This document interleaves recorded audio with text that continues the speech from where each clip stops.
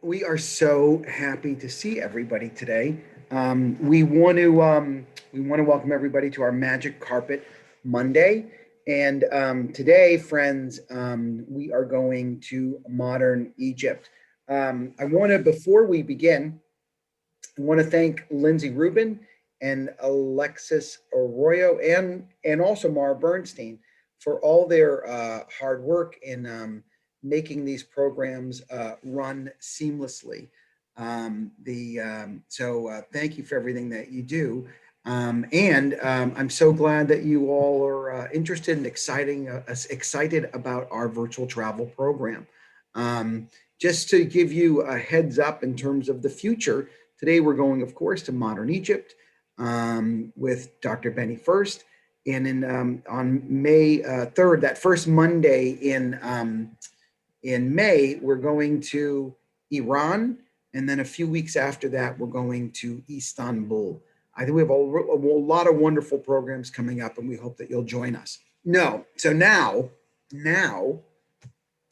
it's very special for me to introduce my friends who live in Cairo. Now we've had dignitaries, right, welcome us, but we thought we'd have like real Cairo folks welcome us today, and we were going to do a brief interview. So I'm so excited to introduce you to Carrie Johnson and Amy Johnson, who live in Cairo. Carrie and I went to Brandeis together, and you're working for the American University, right, in Cairo. Is that correct, Carrie?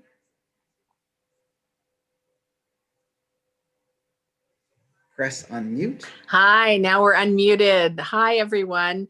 I work for the Institute of International Education, and we're headquartered in New York, but I'm in the Cairo office. All right. Well, we decided in terms of this welcome to give us a taste of life in modern Egypt that I would ask Carrie and Amy a few questions, okay? So here we go. What do you love about living in Egypt? Amy, you want to answer? You want me to start? Okay. One of the things that I love about living in Egypt is having history all around us. So similar to Israel, it's a very old culture. Whenever we drive, through Cairo, we see ancient Egyptian history, we see Coptic history, we see Islamic history. In Old Cairo, there's a lot of Jewish history as well. So I really love being in a city that's this old, and also being so geographically, centrally located. So we can hop on a plane and within an hour or two, we're in a place with a very, very different culture. Do you have anything that you want to add, Amy? Yeah, I love that every part you can go to is different. Like you don't have to drive very far to see a different culture, as she said. There's so much history in the different places, many different histories of different cultures. And I think that's really cool that there's so much historical diversity. What's your favorite tourist site in Egypt? I don't think I have a favorite in particular, but I always love going to tombs because I think it's so cool to see the drawings and paintings on the walls, and you can tell that everything around you was sort of touched by the ancient Egyptians, and you can sort of see how they bury people. And we just got a question in the chat, Amy, which is, do you have a favorite pharaoh?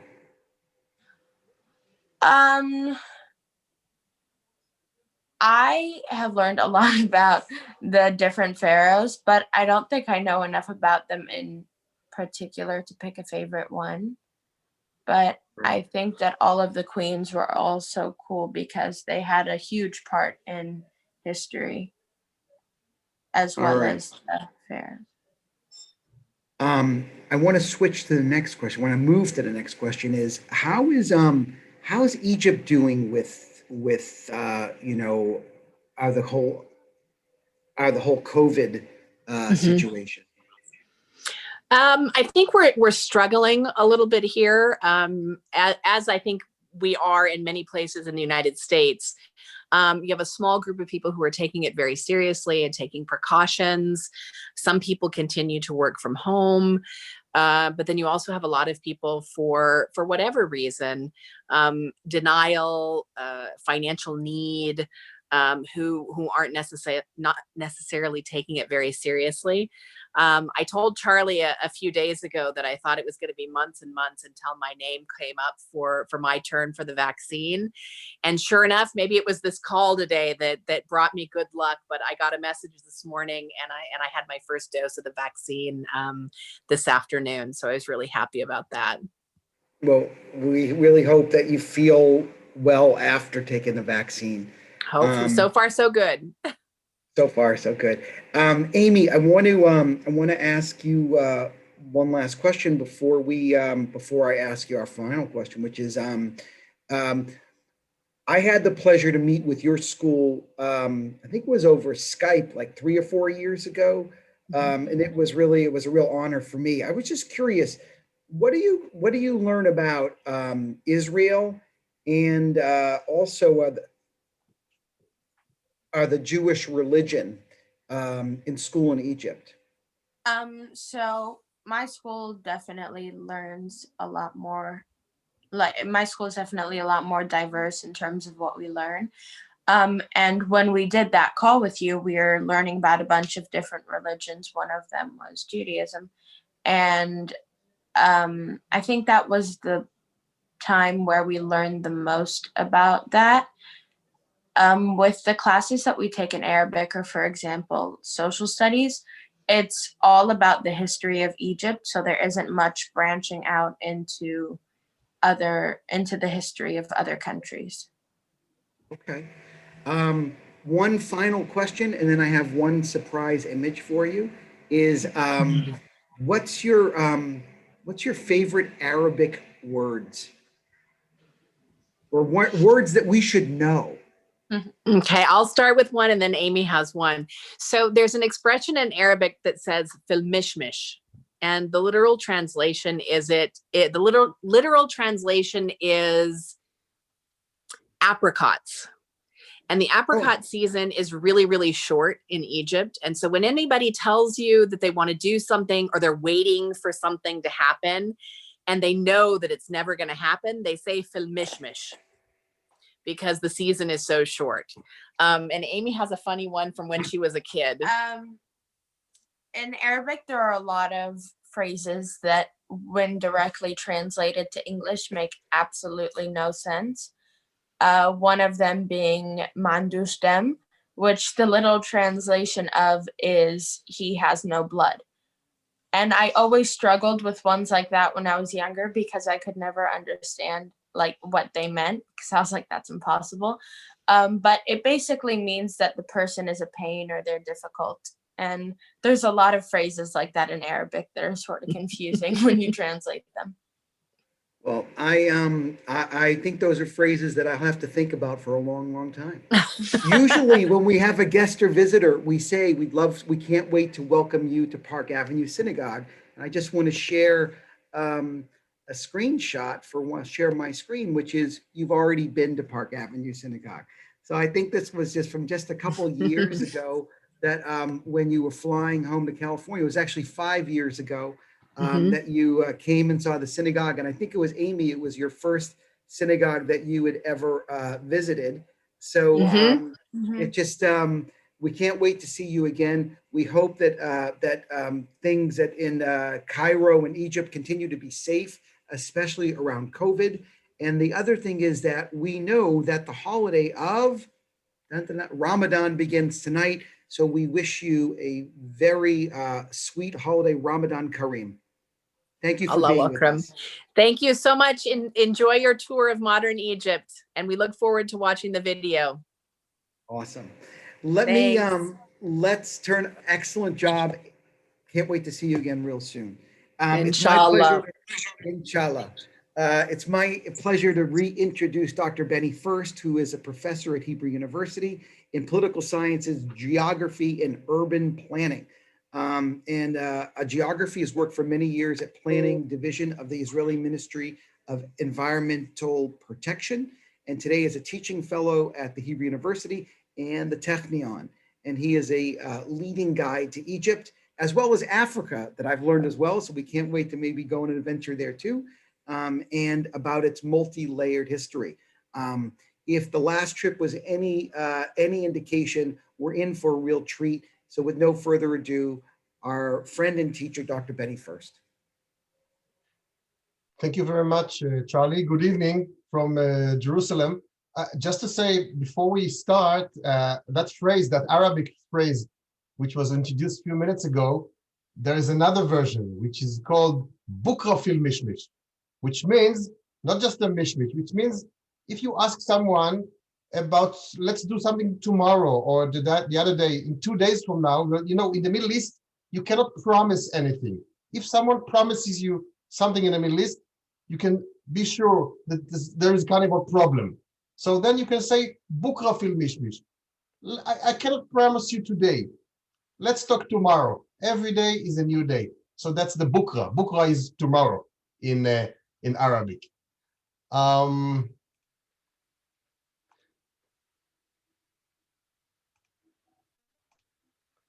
I guess you can all hear me, and great.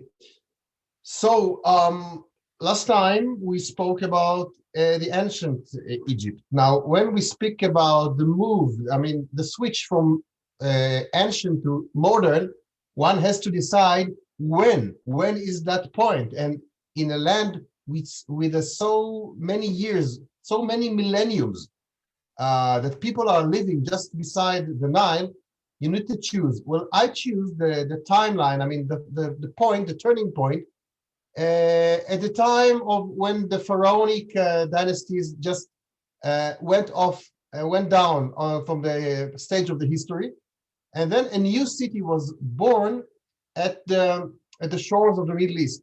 That is Alexandria. And Alexandria, from here we start. Here in this picture, you can see me down here. Just exactly 1 year ago. Just we were the last tourists who left Egypt before the COVID was over there. And our last point in the tour in Egypt last year was this Eliyahu Hanavi synagogue in Alexandria. And I choose this point to start our tour because for me, this specific building, this specific site symbolizes the general mixture of Egypt of today. Well, what we see here is a Jewish ancient synagogue, which has been built originally in the 14th century, destroyed by the Mamluks, rebuilt again in the 19th century, and destroyed again, not for the full dimensions, but now, 2 years ago, the government of Egypt has finished the new renovations of it. So this is one of the biggest synagogues today in Egypt, and it is a very interesting place. Unfortunately, there's no Jewish community in Alexandria. Only I know about 2 or 3 people who lives there, and in Cairo, not more than 20 Jews. That's it. But this building here, let's think of it. It's a Jewish synagogue in an Islamic country, but in a city that used to be pagan by the ancient Greeks and became one of the symbols of the Christian Egypt. And we'll talk later on about the Coptic people who are a very big minority in Egypt of today. These are the Coptic people, the Christians of Egypt. So here we have Judaism, Christianity, and Islam in one location, in one story. I find it amazing. Before we drive in, I guess many of you have seen last week, actually last Saturday, this enormous extravaganza, this parade that was there was an amazing event of the government of Egypt. There was a decision to make a relocation for 22 mummies of ancient kings, 18 kings and 4 queens, who had to leave the present museum, the Egyptian museum. I like this museum very much. It was built exactly 120 years ago, but the conditions over there and the standards of the protecting the items is not in a high standard. So there was a decision to relocate those mummies. And you can see here, it's a part of the parade. Each truck has been built like a small ship, and they put the coffin with the original mummy of the kings and the queens inside, and they remove them to the new modern museum of the ancient civilization of Egypt. Well, for me, I think there's a message here. In this parade last week, Egypt is saying to the world, we can take good care of our historical items, although that we are a Muslim country and all these items are from the pharaonic times. Yet Egypt is no longer a colonial area. It is not submitted anymore. It can take care on high standards of these museum items, and so it did. But guys, this is it's the first stage in the agenda of President Assisi. The second stage, which is the harder, is talking about bringing back all the historical Egyptian items from the British Museum, from the Louvre in Paris, from the Metropolitan in New York. And by the way, there are more than 50 museums all over the world that deals with the Egyptian ancient civilization. And next year, Egypt is starting its diplomacy and negotiations over bringing back all these items back to Cairo, to the new museum. So finally, there will be 3 museums in Cairo of speaking about ancient items. Here, the classical one, there's the new civilization one, and there's the one which is facing the pyramids in Giza. So I think, and many others as well, thinking this parade symbolizes the modernity of Egypt of today, which says, yes, we can. We are a modern country. We can take care of our history. Let's just remind us, just for 1 minute, about what we speak about the geography. Egypt of today, a huge country, more than 1 million square kilometers and more than 100 million people. The population is growing very fast. Every year or year and a half, there's 1 more million people surrounding, especially at the area of the delta, of the Nile Delta here. Egypt is facing today few problems, demography and ecology, especially, because 95% of those Egyptians, of the population, are inhabiting in only 4 to 5 or 5% of the territory of the whole country. That is, the Sinai, the Eastern Desert, and the Western Desert are almost empty. Not more than 100,000 people lives there. All the Egyptians are crowding together in the Nile Delta and in the river basin, just like that, which makes lots of problems for the economy, for the society. And there is a program of the government of Egypt, which started 20 years ago, to build new cities, new cities here in the Western Desert. In the Western Desert, there are 7 oases. Here you can see the Siwa, El Bahariya, El Farafra. Today, in each of these oases, there is no more than 20 or 30,000 people. That's it. But the master plan of the Egyptian government says that we need to build new cities here so we can release the crowded area of Nile Delta. The vision is that each oasis like that will be inhabitants of 500,000 people in the next 10 or 15 years. At the moment, this vision is not coming true because still there are many problems and infrastructures are lack here in this desert. Another vision is, and which is started already, is to build a new city just eastern to Cairo. That is the new Cairo, a new city, and to build a new governmental campus over there.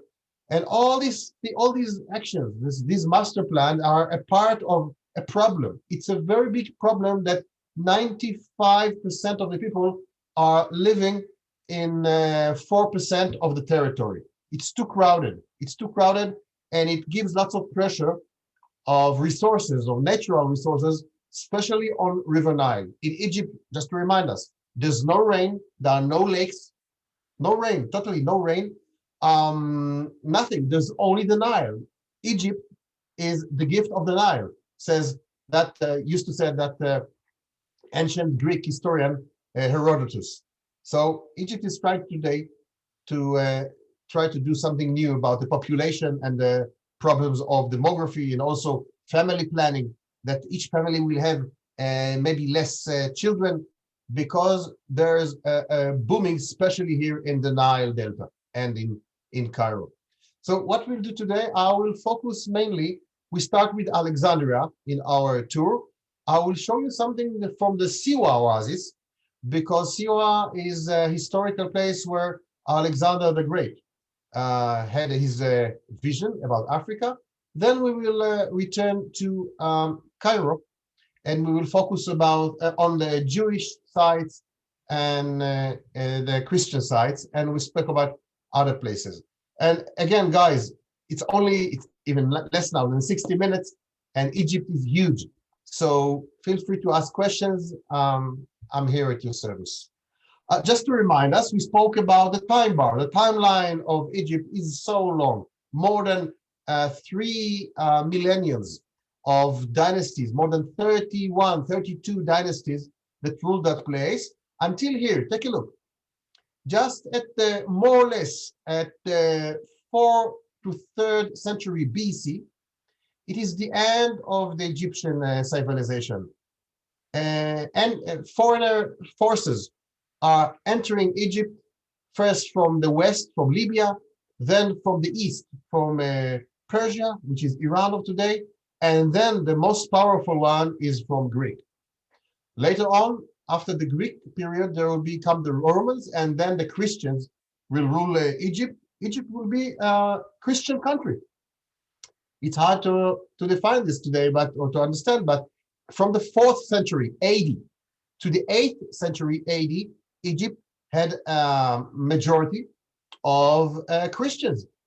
And the most important thing is, and my colleagues, my Muslim colleagues in Egypt, they don't like to hear it, but it's a kind of a proof that the Egyptian Christians, that is the Coptic, are from the dynasties of the Pharaonic. And you can see that on the literature and then inscriptions and in the language. Well, today those Coptic, they are not building any more pyramids, and they don't doing mummifications for the dead people.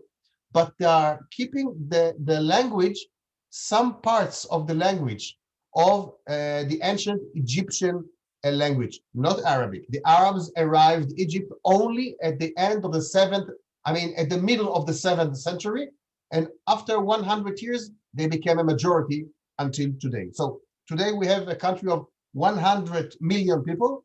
90% of them are Muslim, and something like 10% are Christian, Coptic, which are claiming all the time to say, hey guys, the Muslims, we were here before you, and we are the ancestors of the Pharaonic people. So we start our tour we put the line, I put the line more or less between ancient Egypt to modern Egypt, more or less here in this time of the conquest of the Greek people here. Well, someone else can say that the modern time is much, much later. Let's say in the colonial time or in the time of Muhammad Ali. We'll see him later on in Cairo. It defines. Many scholars are taking this point here, the point between Libya, Persia, and Greek, and then ahead. The leader who captured practically Egypt from the Pharaonic after a short time of the Persians over there was Alexander the Great. He lived, this young leader, he lived only 34 years. That's it. And in that time, he was able to take a look. I apologize for the Hebrew version, but this is the best map showing the territories that Alexander the Great captured in the 4th century BC. He arrived from the area of Greece of today, from Macedonia. just right here. This is Greece, just here. He arrived, he went to the south. By the way, I think I told you last time that the present, you say in English today, Egypt.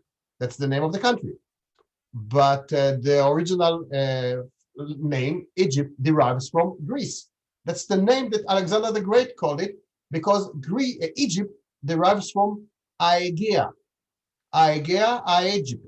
Aegea means down below the Aegean Sea. This is the Aegean Sea, the Sea of Greece. And just down below it, it's called Aegea, Egypt. Only in Arabic, it's Misr, and only in Hebrew, it's Mitzrayim, as we spoke about it just before Pesach, you can remember. So Alexander the Great has captured the whole parts of the ancient world, the land of Israel, Syria, Turkey, Greece of today, Persia, parts of the Arab Peninsula. He reached some parts, even arriving to the borders of Georgia of today and even China. But take a look here. He captured the land of Israel and Gaza and this whole area of the Nile basin, all the way to Aswan here and Luxor here, just right here. And he arrived also to the most western parts of the Egyptian border of that time, the border between Egypt and Libya. And this is what I want to show you in a few minutes. Here, he arrived to this oasis. And in your next vacation to Egypt, as you finish with the pyramids and Giza and Luxor and Aswan and Abu Simbel and Alexandria, take 2 or 3 days and go. It's 2 or 3 hours drive from Alexandria, and go to the Siwa Oasis. It's an amazing place. It's an oasis just in the middle of the desert. It has lots of water, sweet water and salty water. So you can choose where you want to drink or swim, or when you want can float. The Dead Sea in Israel is not the only place in the world when you can float on salty water. And it's a small, actually it's a small town, which in the middle of it, there is this ancient town which was built of sand by Berber people coming from the west of Africa, from the area of Morocco. And they built here a city made of sand. And what you see here are remains of that city that was built in the 18th century AD, but it has been destroyed in a rain. There was a very surprising event of rain in the year 1900, and it has been destroyed. So this is what we see today once we visit Siwa Oasis. By the way, it's a site commemorated by UNESCO as a site which is telling it's the story of the Berber people here in Egypt. And also that event of a rain in the middle of the desert, it's an event of once in 40 to 50 years. Here you can see it in the middle, heart of the Siwa Oasis. It's a beautiful place. But I took you to Siwa, not just to enjoy and to relax after ancient Egypt, but to show you the remains of this temple. This is the temple of Alexander the Great. According to the history, he came here at the 4th century BC because he wanted to hear the oracle. The oracle was that divine ancient spirit that told him the truth or the vision, what's going to be with this young leader, Alexander from Macedonia. And here in Siwa Desert, he had been revealed, and he had, maybe it's a dream, maybe it's a vision. But from here, he said, and he wrote it on his diaries, he heard that he's going to be the king of Africa, not just the king of Egypt. Well, the vision of being a king of Africa was too large. But until that time, I mean, he made from here, he got the vision and he fulfilled it. He became the king of Egypt. And here you can see, these are the inner parts of the remains of that temple, the temple of Alexander. And from here, he got the vision. From here, he started to rule and to make conquest, army-style conquest of the whole ancient world. And 90% of the temple has been remained with the inscriptions and the gates and the walls and everything. He was so amazed that he said, I want to make myself a city of myself. It will be on my name. And so he did. He built Alexandria on his name. just on the shores, on the northern parts of Egypt, on the Mediterranean, and he called it on his name. Now, Alexandria of today, we are talking today about modern Egypt. Alexandria is a very big city. More than 5 million people lives there, and it has a long, nice urban beach to relax and to enjoy. There are many Coptic Christian communities here, and in general, we need to say that Alexandria is the Christian capital of Egypt. Cairo is more Islamic, but Alexandria, I mean, the majority of Alexandria are still Muslim, but there is a huge amount of churches here in Alexandria to commemorate the time that Egypt was Christian. And there's also here, we are still in Alexandria, this is the pillar of Pompeii. Well, don't worry, there's no connection to real Pompeii in Italy. Rather, it's a remain of a temple, a Greek and a Roman temple that used to stand here.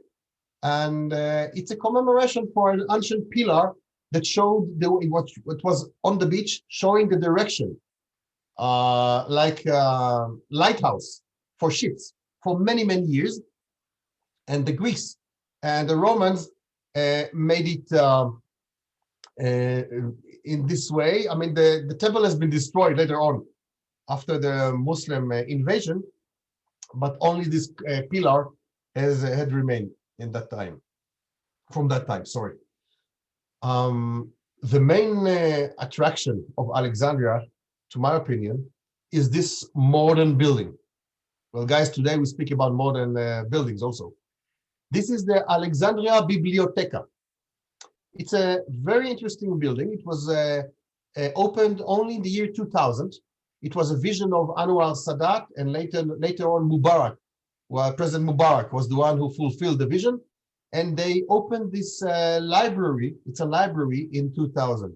Well, this library is a kind of a homage, but it's more than a homage to the ancient Alexandria Biblioteca that used to stand on this spot exactly 2 times. The first library was built by Alexander the Great, and the ancient Greek philosophers and scientists and physicians, but that one has been burnt and destroyed. It has been rebuilt later on again, and then it was destroyed finally by the Christians, who did not like all the scientific papers and articles and knowledge that was in this building. I mean, not this building, in this location. Just to say, the Alexandria Biblioteca this is the Google of the ancient world. All the data, information, and knowledge of every human discipline and subject was here, in Hebrew, in Arabic, in Greek, in Latin, from Africa, from Asia, from Europe. All the books in the world that has been published had to be found here inside. I mean, in the ancient one, and there was lots of formulas for science and philosophy and literature in all the languages that were here. That vision came true, as I said, only in the year 2000, back again. And today, this library is very proud to have lots of millions of books inside in many, many languages, of course, in Hebrew as well. Here on the walls, you can see some inscriptions of saying some words in more than 160 languages. This is how this biblioteca looks from the sky. It shows, I mean, it symbolizes architectural like a sunrise. The sun is rising up from the sea, showing to be the lighthouse, the philosophical lighthouse of the world. And this is actually the roof, the top of that library. Here we see ancient painting of scriptures or of that library. You can see here as this is the master plan, the ancient master plan of Alexandria. The city was here, the lighthouse was here, and the biblioteca was just here over here, and all the books from Greece, from Jerusalem, from Rome, from all other places in North Africa arrived here, and this used to be the main pillar. Today, it's very modern.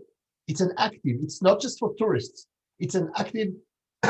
Sorry, it's an active library for students, for researchers, for scholars. It's open all year round to show. And again, there's a message here. Egypt has a problem. She's afraid all the time from her Oriental ancient image. So the message here is, take a look. We are a modern country with a high technology, and there is in a modern, beautiful building, and people are coming in to make researchers. They have all the conditions and on the scholarships. It's a beautiful place that showing that Egypt can, again, has also knowledge of the modern time, not just of the pharaonic. Alexandria Biblioteca. Back to Cairo.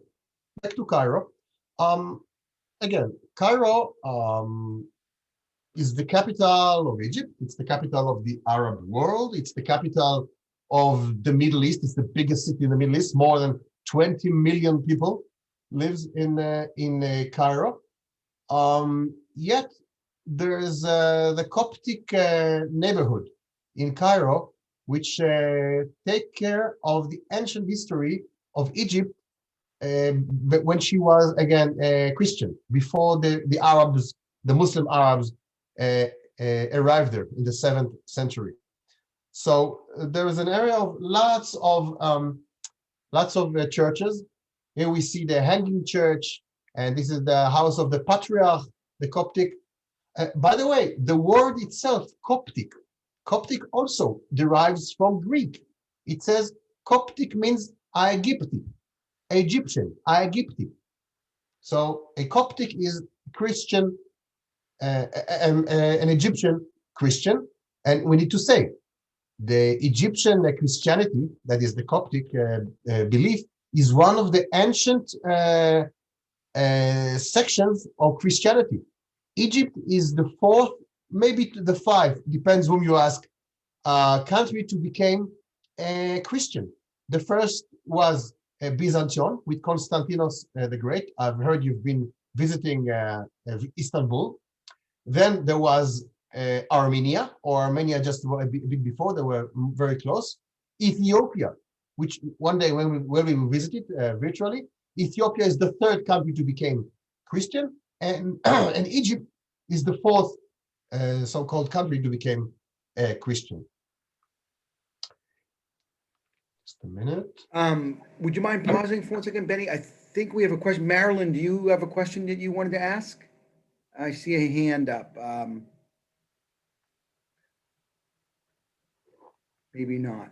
So let me ask you one question, Benny. I know there have been a lot of, in the last couple of years, there's been incidents of, what do you call it, terror attacks on the Coptic community. What's been the response from general Egyptians to these type of attacks? Well, you're right, Charlie. For the last 20 years, there is a high tension between the Coptic community and the Coptic sites, especially in Alexandria, but also in Cairo, and between the extreme organizations of Islamic terrorists. The general claim is, first, there's a tension. There's a tension between Christianity and Islam, even today in the 21st century. Second, there's an inner deep conflict in Egypt between the Muslims, which are the majority, yet they know that they arrived or invaded or whatever Egypt only in the 7th century. And they know that until that time, Egypt was a Christian country, 400 years. So here you find the, the conflict between who was there before. It sounds familiar from other places in the Middle East. And this conflict makes lots of tension. We need to say also that the Coptic society many of them are scholars.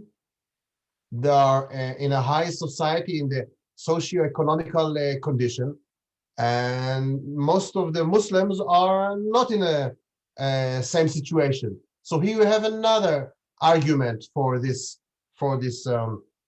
tension. Well, the government of Egypt is doing its best. I know, for many years to take care of the protection and the security of these communities. But we need to remember there's the numbers here. It's a minority. I mean, the Coptic people, they are minority, but not a small minority.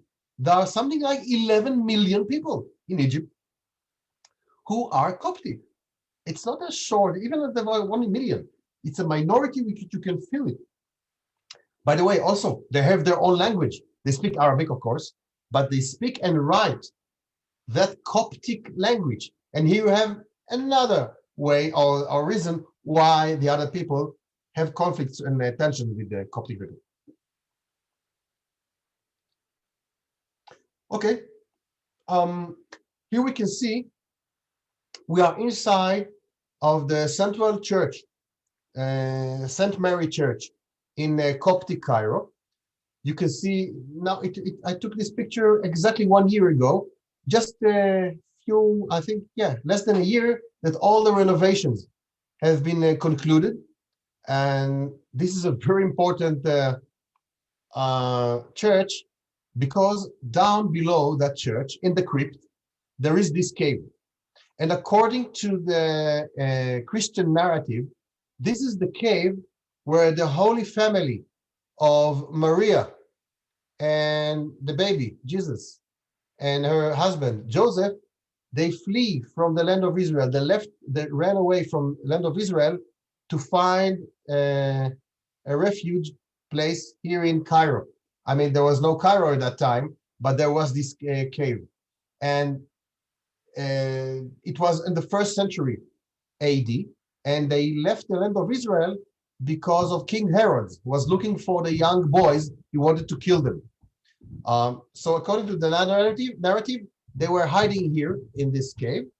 And this is a very important issue to need to emphasize. Egypt, and specifically this place, it's the only place which is outside of the Holy Land, which the Holy Family went to. You know the history of the Christianity. All the narratives took place in Bethlehem, Jerusalem, Nazareth, and the Galilee, and the Sea of Galilee. There's only one place in the world that the Holy Family arrived there, which is here in this holy cave in Cairo. And this is the reason why the Coptic neighborhood, the Coptic quarter developed from this place here. Cairo is not only, of course, Christian. Speaking about entering to the modern times, during the Crusader period, that is in the 11th and 12th century, the Crusaders, they ruled Egypt as well, just as they ruled all over the land of Israel as well. And they built here a citadel, a very huge one, on the only place in Cairo which has a topography. There's a small mount in this area, so they used it and they built here this amazing and beautiful citadel for their army. Later on, inside that campus, inside that area, there was built this mosque, the Mosque of Muhammad Ali. This is a very nice mosque. It's from the 19th century. It's new. I mean, very, very modern. And if it looks very familiar for you to the Blue Mosque in Istanbul, you're right. It's more or less on the same architecture, more or less on the same era, the same time. And in general, it symbolizes the Islamic rule and sovereignty of Cairo. It is higher in altitude more than the citadel, it is inside it. And there's another message here. It says Egypt is no more Crusader period. Egypt is not Christian. Egypt and Cairo are Muslim. And the person who did it is this Muslim leader of Egypt, Muhammad Ali. By the way, the real pronunciation is Muhammad. Muhammad, not Muhammad. Muhammad is the Arab pronunciation of his original Turkish name, because we are here in the time of the Ottomans from Turkey. So his real name is Muhammad. Here you can see him. He had a private flag. This is his private, specifically flag of Muhammad Ali.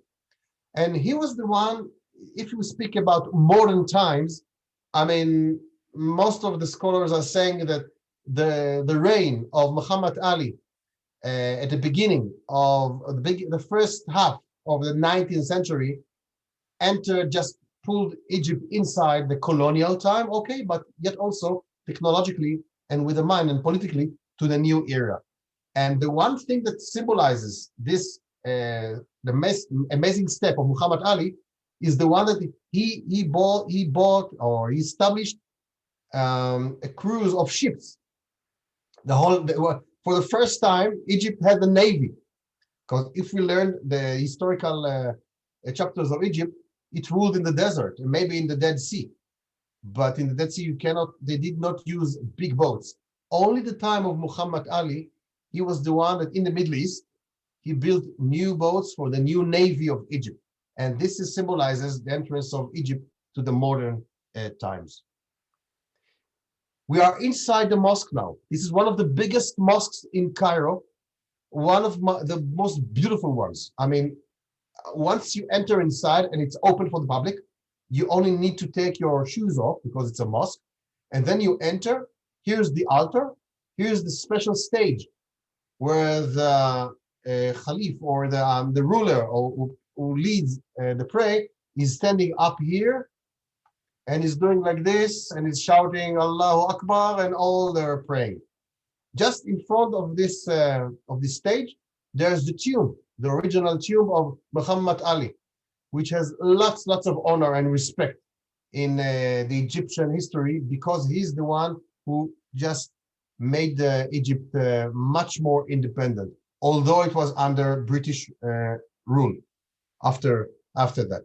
At this time, it was under the Ottoman rule. We go now back to old Cairo, to the area of a place it's called Fustat, or by the way, Al-Fustat. Al-Fustat is a small town that in the beginning of the Muslim invasion in the 7th century, that is the beginning of a new Cairo. That is the 7th century. 250 years later, there will be built north of it, the modern present Cairo. But the beginning of Cairo was in the area of Al-Fustat. And in that area, when the Arabs, and that's a very interesting thing to know, that when the Arabs invaded Egypt from the Arabian Peninsula, they found communities of Jews in that area. There were some houses of Jews who were living in these parts of Al-Fustat. And a few hundred years later, not too much, they started to build nice synagogues. This is one of them. This is the Ibn Ezra synagogue in Al-Fustat in ancient Cairo. And it is one of the 25 synagogues that were known for the Jewish community from the Middle Ages until the 19th and 20th century. Among them, there are today 5, maybe 6, depends on the condition of the physical conditions of those synagogues. But we know today there are 5 synagogues. This is the Ibn Ezra synagogue, which is very, very famous because in this place there was the finding of the famous Cairo Geniza.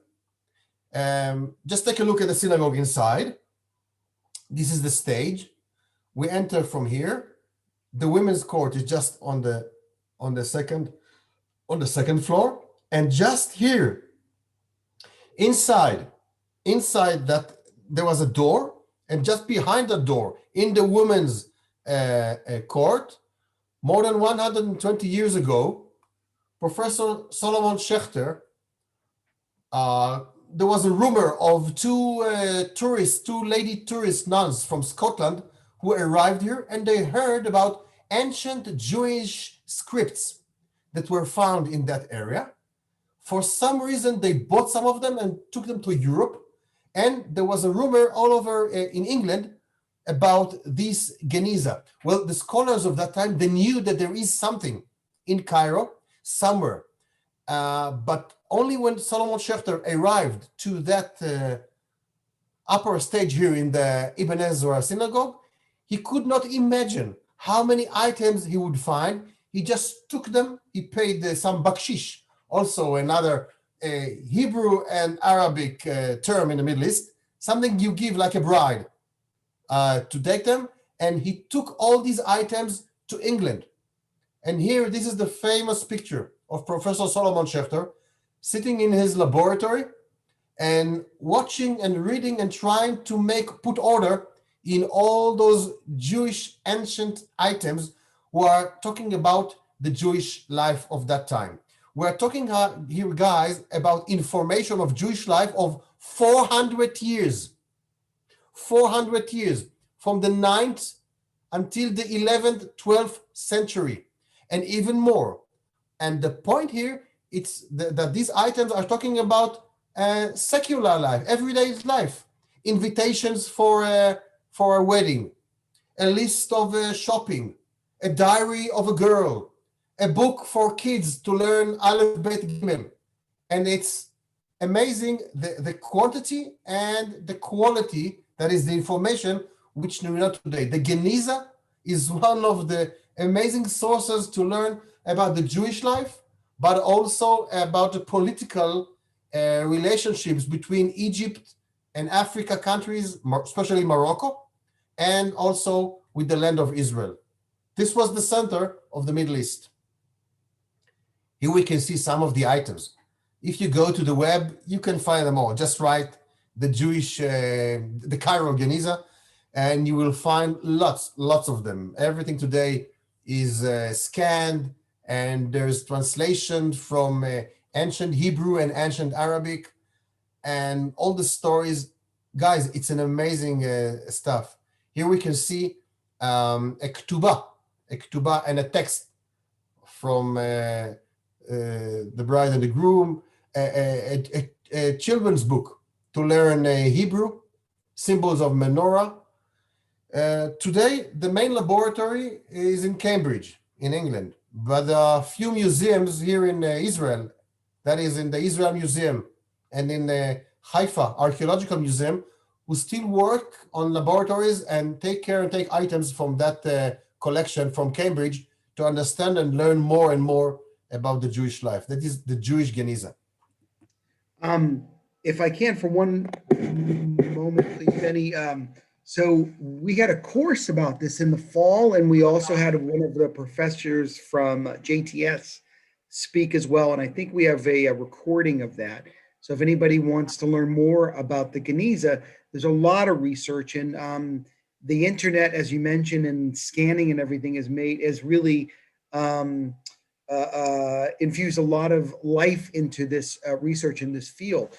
One question that came up, and now that we're in synagogues in Egypt, is how many Jews are left, and where are they in the country?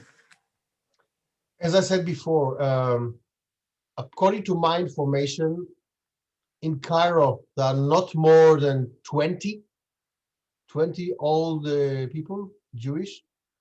In Alexandria, I know about 2 people, and that's it.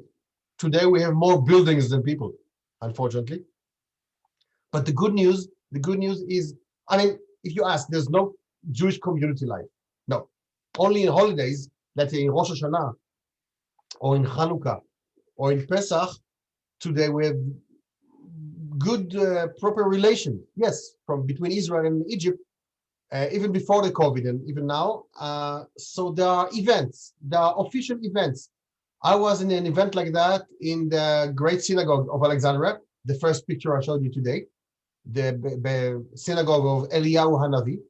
By the way, the name of the street in Alexandria today of that synagogue is the Shara Nabi Daniel, which means the street of the prophet Daniel, a Hebrew name, in Alexandria, in Egypt.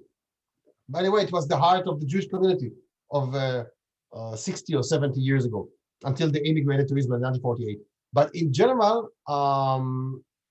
the government of Egypt is putting lots of resources to renovate and to make all those synagogues as visiting sites for tourists, and to put common events for Israelis who visit Egypt, and for the locals who take care of these places. And to your question, Charlie, this is a less known synagogue. It's in the heart. It's in the heart of Islamic Cairo. It's in a different part of Cairo. This is the synagogue of Ben Maimon, Harambam. The Rambam, just to remind us, on the 12th and then the beginning of the 13th century, he lived in Cordoba in Spain of today. Then his family, they fled from the extremists, the Muslims who ruled from Morocco. They invaded Spain. So the family of the Ben Maimon, they went down to Fez in Morocco, and they lived there for 6 years. And then when the social and political situation in Fez, in Morocco, was not so good, there was no high security for Jews, they left to the east, and they settled down here in Cairo. This is the synagogue that Moshe ben Maimon had built, and here he was praying. What you see here is after renovations of the last 4 years. You see here the Torah and everything. This is Maimon synagogue. This is the entrance from the street. If I will not tell you anything, you will not see the entrance. I walk here with people from Israel, and then they just walk on by. And I told them, wait, guys, take a look. What you see here on the top, you see here the 10 Commandments, and then you see just inside the figure of Rabbeinu Moshe ben Maimon. And then we go inside, we go down under.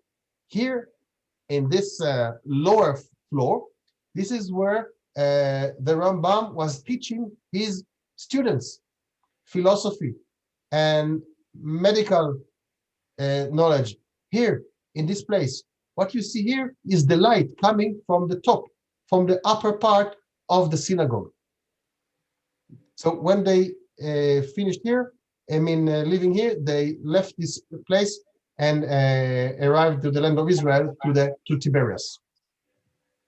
Let me, if I can, do you think that the entrance of the synagogue is a little bit hard to notice? Was that on purpose?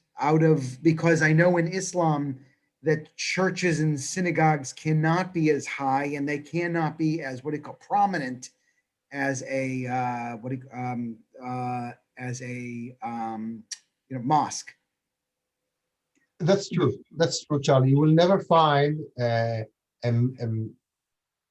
bell tower of a church or a huge synagogue, and there are some other big synagogues, big buildings in Cairo, which they will be higher than a synagogue. The Muslims are saying, you can stay here, although you're not a Muslim. You can live here, but the visibility and the facade will be minor, will be down below. We don't want you to be focused more. You will not see here any sign. There's not even a sign, with the historical information. Nothing. You need to know the way. I know the way to walk there. It's 1 hour walk inside those narrow streets, and then only inside, as you go inside, you find this beautiful building. And then once we reach there, we stay and we pray. Usually, I travel a lot to Egypt. I like Egypt in December, where it's Hanukkah. So we put candles here and we say praise. It's very exciting. It's very exciting, guys. Also because of the weather, which is not so hot in December. I want to conclude. We are talking today about the modern Egypt. we cannot hide from the history which you all know. For 25 years, in 25 years, Egypt and Israel had 4 wars, not operations, wars. The War of Independence, 1948, the War of Sinai, 1956, the 6 Days War in 1967, and the last one in 1973.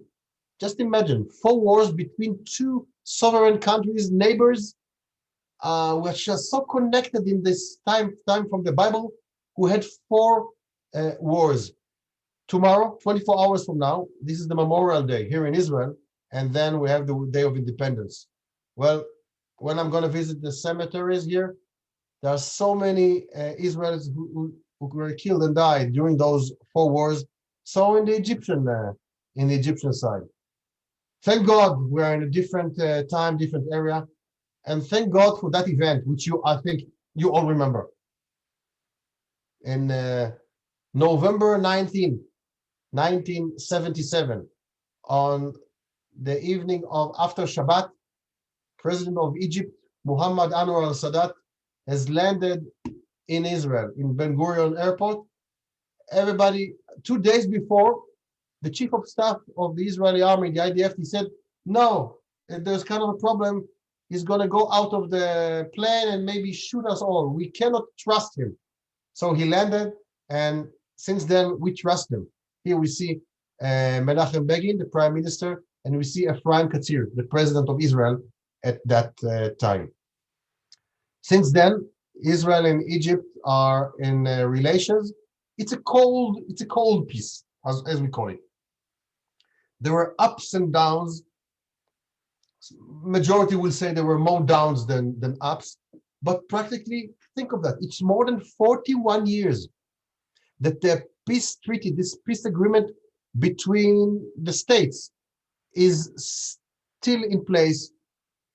We had many challenges between these two countries. Let's just hope it will remain like that. Here we see the famous pictures that you can remember after the visit of Sadat in Jerusalem. Menachem Begin visited Egypt for a few times, by the way. Also Sadat. Sadat was here for 2 more visits later on, and Begin also in Giza, in the pyramids, also in Luxor, in Abu Simbel as well. And here in March 29th, 1979, the signing of the peace agreement between Israel and Egypt with Jimmy Carter as the president of the United States. And here we see the last page of the agreement with the signatures of the leaders. Unfortunately, and if we speak about modern Egypt, there's also the extremists from the Islamic organizations. Many scholars are saying that the biggest test for the relationship between Israel and Egypt were passed after this tragic event that took place here in the area of North Cairo, in Heliopolis. What we see here, this is how it looks today. It's a kind of a stage. But in October 1981, here there was the assassination of Anwar al-Sadat, just right here, on October 6th. And since then, this is a memorial site. Just on the other side, you can see the mausoleum of Anwar al-Sadat. By the way, this pyramid, this mausoleum, was here before the assassination in 1981. But only after he died, he was killed actually, they decided to put his grave, his tomb, just below this modern pyramid here in the Heliopolis area in Cairo. So this is the tomb of Anwar al-Sadat. Just to conclude about the modern Egypt, the biggest challenge of Egypt of today is, as you call this this talk, is Renaissance on the Nile. What we see here, guys, is a dam It's a very high dam, a modern dam, just on the River Nile in Ethiopia, in the western parts of Ethiopia. Its name is this is the name, the Renaissance Dam. And the population and the society in Egypt are very much worried because this Ethiopian project might damage the flow of the quantity of lots of water that arrives from Ethiopia to Egypt. Take a look at this map here.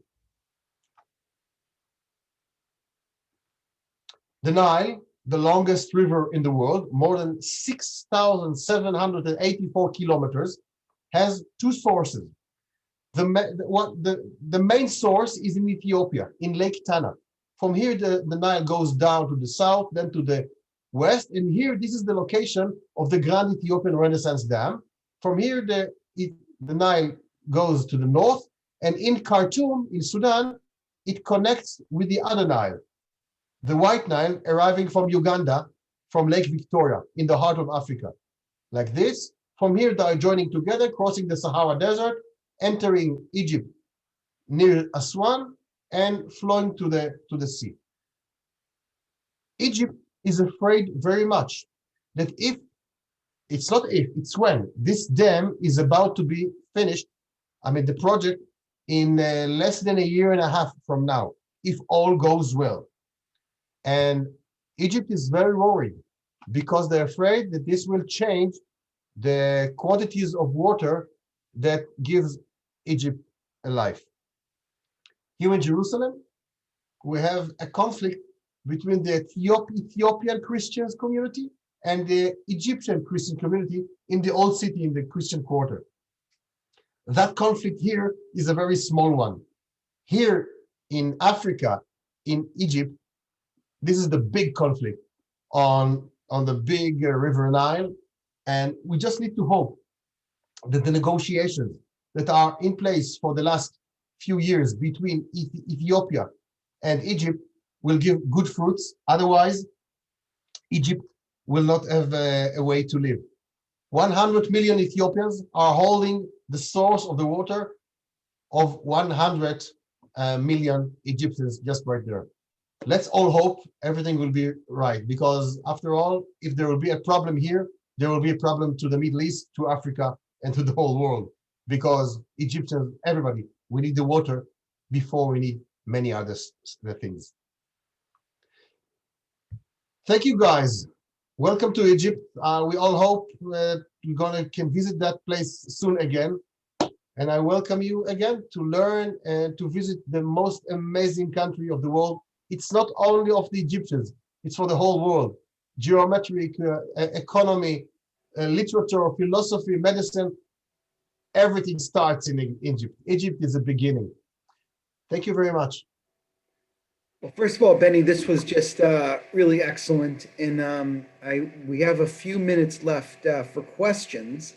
So I want to jump right in. Actually, I'd like to actually jump into the water with the last question, which is Egypt in conversation with Israel to desalinate their water as a what do you call backup plan in case things with the Nile don't go as they'd like? Yes, there are some projects on the paper, on the computer, to do some desalinations project in the Mediterranean. Yet Egypt and Israel today are negotiating more about the natural gas resources from the Middle East to join them together. As for the water, the main project should be not from the sea, rather from the desert itself. The Sahara desert, is located up above underground water with a huge amounts. All they need to do is just take a pump and to drill it out, and that's it. There's no need to desalinate. Egypt is too huge to take the water from desalinate the water from the north, from Alexandria, and to bring them down to. It's not economical. It's not feasible because the feasibility is very low. Great. Thank you for answering that. Next question I have for you is if there are no Jews left, or very few Jews left, I should say, in Egypt, why is the government investing in the restoration of the synagogues? It's only in the last 5 to 7 years. I mean, there was before in the peace agreement between Israel and Egypt from 1979. There is a chapter saying that the government of Israel of Egypt is will take care and put money of restoration of the ancient historical synagogues. Well, at the time of Sadat, it was so-so. In the time of Mubarak, not so much. In the last 4 to 7 years, the government is putting much more money in this because they understand they want to be proud. As I said before, the message here that they want to say is Egypt is a modern country. It's no longer, they want to get rid of that image of that Oriental ancient country in the Middle East, which is historical only. They want to say we are modern. And if we are modern, we respect other cultures, even though they are not Muslim. And that's the result. Mhm. Let me actually, I want to show you something. I'm going to share my screen real quick. This is actually this was me back in the day when I went to Egypt. This is in 1989, 90. This is me at the Ben Ezra. This was me at the tomb of the unknown soldier, and where they put the Anwar Sadat tomb as well. And there he's a hero of war and peace. The question I have for you is, I might have mentioned this last time. This was, I was looking through my photos. I have my photo album here. I took them out. I was there I went to Egypt twice in 1989, 90 when I was at Hebrew U. Was the 1973 October War museum, the panorama. I know that they saw what we call the Yom Kippur War. They saw it as a victory. So maybe can you speak to us? And I'll take down my picture, although I think it's a good picture. And by the way, I actually still have that hat. Maybe you could speak to us. How can we look at the same event and claim that we both were victorious? To understand the Egyptian vision or interpretation of the 1973 victory, according to them, we need to understand what happened to them in 1967 in the 6 Days War. They looked for a revenge. And although that at the end, Israel has stopped the Egyptian forces to arrive to the Negev and later on even to Tel Aviv, the Egyptians are claiming for the victory because they said in two things. First, they surprised the Israeli army on Yom Kippur. Secondly, they made it to cross the channel, to cross the Suez Canal. And that's a huge military achievement. Even today, well, although it's not a huge canal, but it was a challenge. And for them, they're showing we made it. We brought back our pride. And we need to say, 4 years after, when Sadat came here, he said so. The first thing he said in the Knesset, he said, I will take back every inch of an Egyptian soil he meant to the Sinai Peninsula. Later on, Sinai was brought back to the Egyptians, as we all know. But the point is that the 1973 was a revenge for the Egyptians. The pride. We're in the Middle East here. The story here is about national pride because the Israelis damaged it in 1967. I want to. This was great. I don't want it to end. I don't want to say goodbye. So we'll say lihitraot. But let me ask you. Let me ask you one last thing, because we're really on the eve of Yom HaZikaron and Yom Ha'atzmaut, the Israeli Memorial Day. You know, I know that tourism to Egypt is tourism to Egypt is not so grand, not so great, not in large numbers, and also Israeli Egyptian tourism is really not very high. There's not a lot of it, but it seems like you go there often. It's interesting. When we started this series, we did a thing on the UAE, right? And it seems like everybody in Israel at the beginning of Corona, when they could, went to the UAE once there was peace.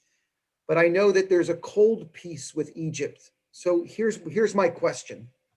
My question, and for the last word is for you, is what gives you hope in the relationship between Israel and Egypt? Modern Egypt is a complicated place, but we're curious, what gives you hope about the relationship between your country and Egypt next door? I think it's not just a hope. I believe, I have trust in them. I know the Egyptians. I traveled them for more than 18, 19 years. I trust them. We are neighbors. We have common challenges in the ecology, in infrastructures, and we have common enemies. I don't want to speak about them now at the minute, but you understand. And I think that modern times, in these days, once you walk in Cairo, I mean, there are ancient areas over there. I mean, old areas, but in general, it's modern. Israelis enjoy very much visiting Egypt. Um, it's a big country, you know. There are many people over there. We are here in Israel, 9 million, and only in Cairo there are 20 million, and all over Egypt there are 100. Once you go to Egypt, you don't hug and talk not more than few people. The people I know, they are my friends in Egypt and in Sinai. Once we speak about economy, about peace, about tourism, music, food, we see that we are so much alike, so many things we can share. And I'm sure, I mean, once you only learn history, and here in Israel, we do it a bit better from them, because over there in Egypt, you still hear that some educational stuff about the ancient Jew who wants to rule the world and all that things. But in general, the governments of the two countries are much more modern, and there are very good relationships. I deal with energy, and there are committees, and the ministries of energy in Israel, from Israel and from Egypt, are working together on projects in the desert for solar farms and whatever. In the future, there will be connection of the power systems and many other visions. We need to learn the history, but take a look to the vision, to the future. Well, I on behalf of all of us, this Magic Carpet Monday thing was to bring us to places that we only dream about, and you have achieved that and more. So I really want to thank you for a wonderful presentation today, and we look forward to speaking with you soon. We look forward to meeting you in person soon, and visiting Egypt with you. So everyone, friends, thank you for being here today. And hope everyone has a wonderful afternoon, and we'll see you for our programming this week, Israel Week. And just a few weeks from now, we will continue with Magic Carpet Monday. Thanks a lot. Thank you to Alexis. Thank you to Lindsay. Thank you to Mara. And most importantly, thank you to Benny First for a wonderful, wonderful presentation. Thank you.